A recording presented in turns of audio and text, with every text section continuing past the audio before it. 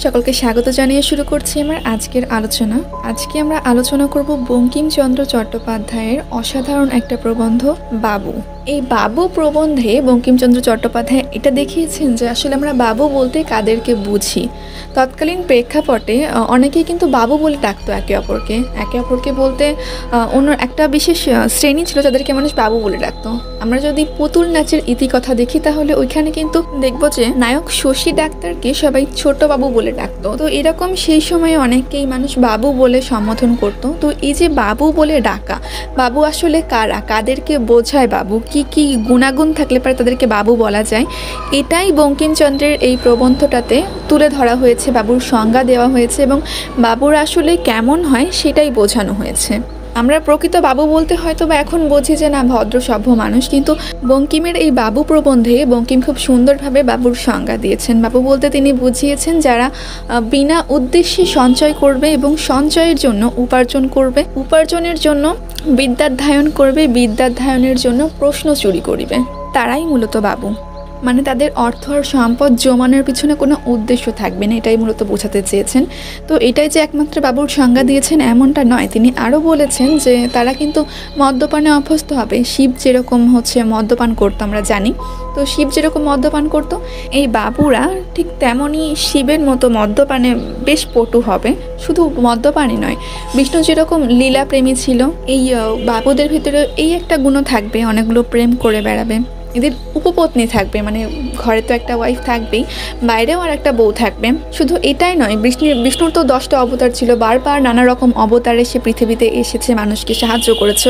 তো এই বাবুদেরও কিন্তু অনেক রকমের অবতার থাকবে। অবতার বলতে বোঝানো হয়েছে এদের বিভিন্ন রূপ, বিভিন্ন প্রকারের হয়ে থাকবে, যেরকম উকিল, মাস্টার, টিকিট মাস্টার, বিচারপতি, নিষ্কর্মা ব্যক্তি, ডাক্তার, কেরানি, এরা সবাই বাবুর এক একটা অবতার অথবা এক একটা রূপ বলতে পারি আমরা। এই যে বাবুরা নানা রকম অবতার নিয়ে, কেউ মাস্টারের অবতার, তো কেউ জজের অবতার, উকিলের অবতার নিয়ে পৃথিবীতে ঘুরে বেড়াচ্ছে।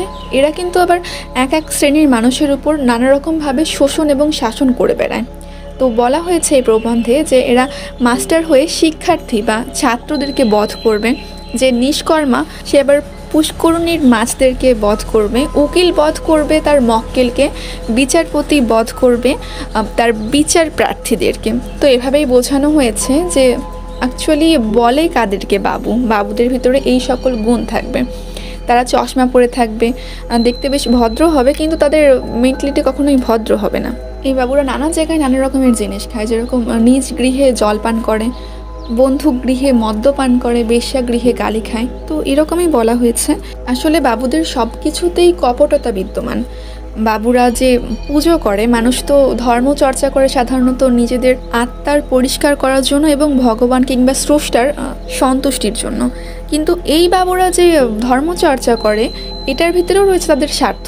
এরা লোক দেখিয়ে দুর্গা পুজো করে, যেহেতু সবাই দুর্গা পুজো করছে, তো এভাবে মানুষকে দেখানোর জন্য তারা লোক দেখানো দুর্গা পুজো করে, গৃহিণীর অনুরোধে সরস্বতী পুজো করে, উপগৃহিণীর ও অনুরোধে নানা রকমের পূজা করে। তো এটাই বলা হয়েছে যে সব কিছুতেই কপটতা, এরাই বাবু নামে খ্যাত।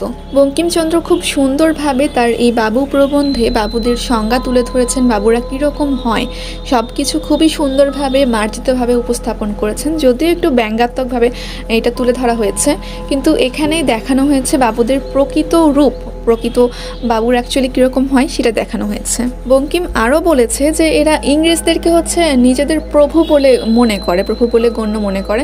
এরা নিজের দেশের যে ভাষা, আমরা মাতৃভাষায় কথা বলি, এই মাতৃভাষার প্রতি পটু না। হ্যাঁ, এরা মাতৃভাষা জানে, কিন্তু লোকসম্মুখে এরকম ভাব ধরে যে এরা কখনো ঠিকমতো মাতৃভাষায় কথা বলতেই পারে না। এরা পরদেশি যেই ভাষা, মানে ইংলিশ, উর্দু, ফার্সি ইত্যাদি সকল ভাষায় বেশ পারদর্শী এবং বেশ পটু হয়। লোকসম্মুখে এইসব ভাষায় কথা বলতে বেশ স্বাচ্ছন্দ্য বোধ করে।